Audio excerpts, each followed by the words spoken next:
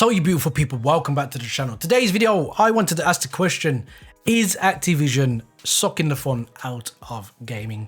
Now, if you do enjoy the video, any portion, please don't forget to drop a like. And if you are new here, consider subscribing with the notification bell clicked so you get my Call of Duty videos as soon as they are published. So this is Bobby Puff, a streamer I used to watch heavily in the Blackout days.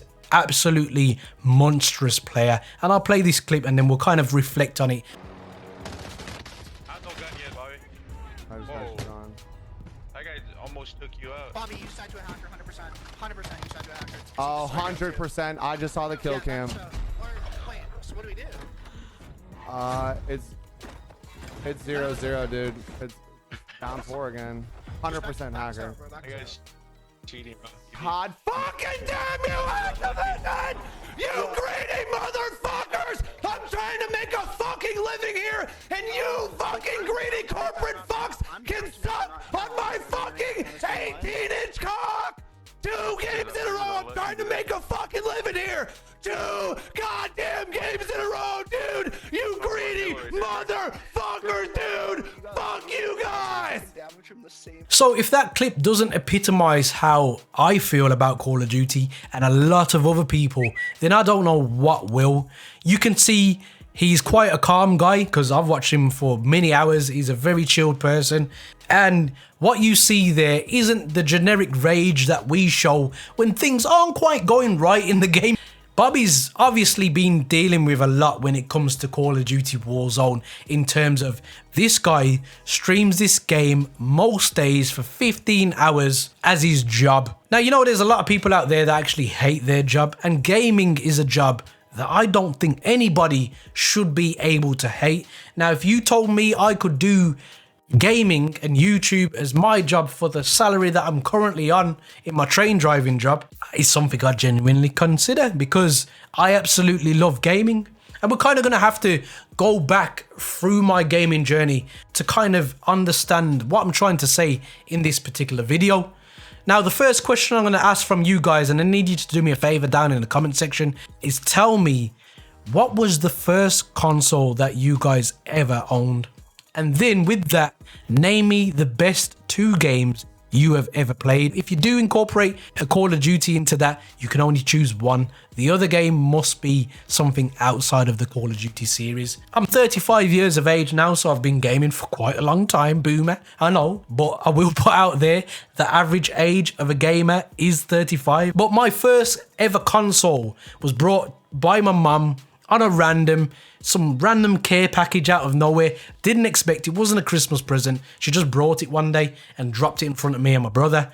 And that was the Sega Master System 2 with Alex the Kid built in. That was my real start in gaming. I'd played games before because my dad also was an avid gamer, and the fondest memories I have with my dad is me and him playing the Super Nintendo and Mario Kart and stuff like that. And when I'm having a bit of a bad day thinking about him, that's where I'll revert to. As I grew up, I pretty much owned every single console you can name after the Master System. I was a massive fan, and I've still got a lot of them to this day.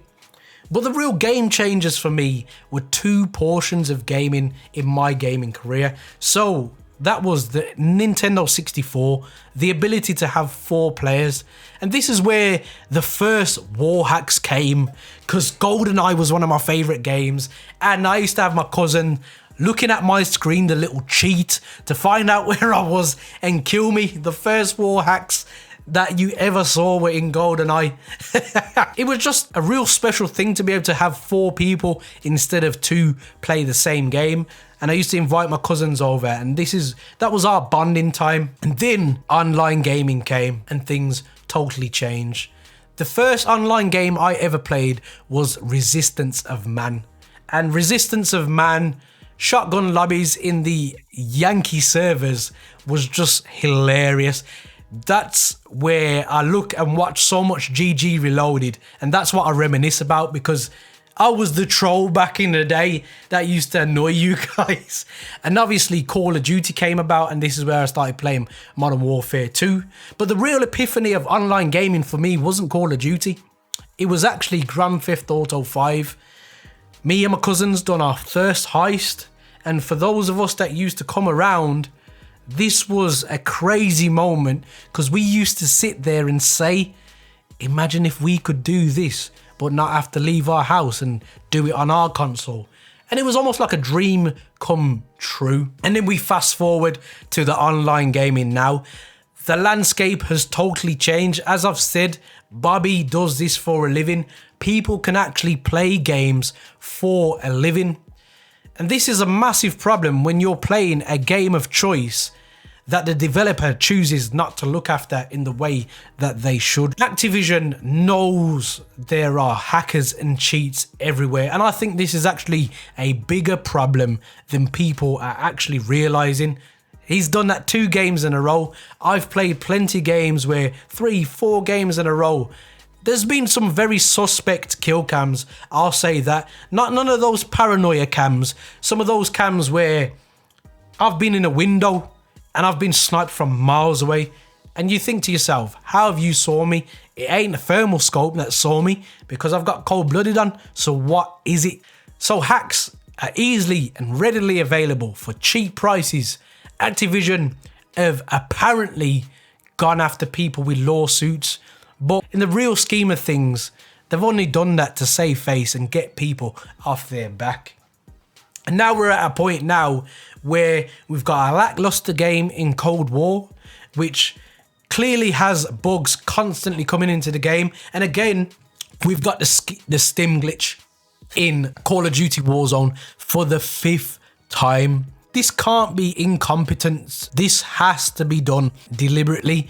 Is it to frustrate the older gamer, people like me, who have played Call of Duty for years, so we leave and they can have this new demographic where they can manipulate and do what they like with?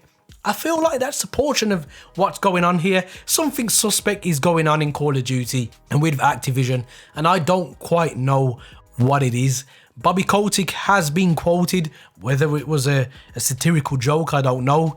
He has been quoted saying that he did want to take the fun out of gaming, and I believe that's genuinely what he's accomplishing right now, because that clip right there hit me deep down in the soul, because it's how I feel right now. Where today's video, it took me about an hour to press record because that's how I feel about Call of Duty right now, which is just really bad. So guys, down in the comment section, do you believe Activision is taking the fun out of Call of Duty with everything they are doing?